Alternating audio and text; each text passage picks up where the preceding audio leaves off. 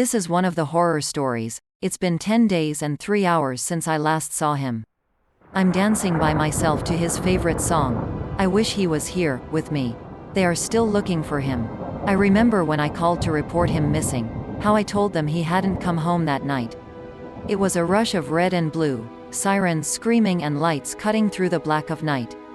One by one our neighbors woke up and migrated out onto their porches, all of them craning their necks to see what all the commotion was about. They asked me all sorts of questions.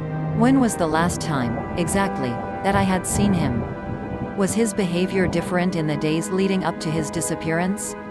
Was this like him not to come home? Had I called his mom and his friends to see if he was with any of them?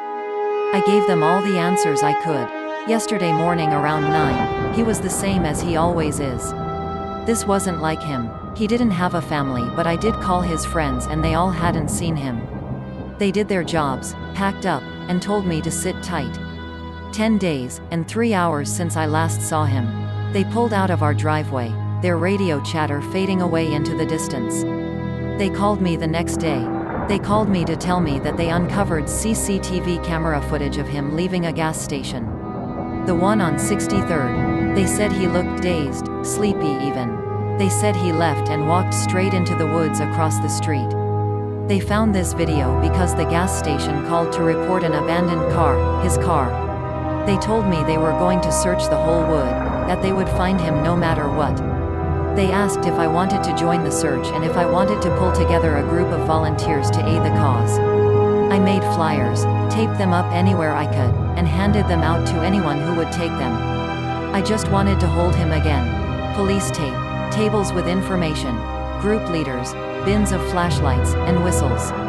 People swarmed around me, attempting to wipe my tears. It began to rain and tarps were brought out.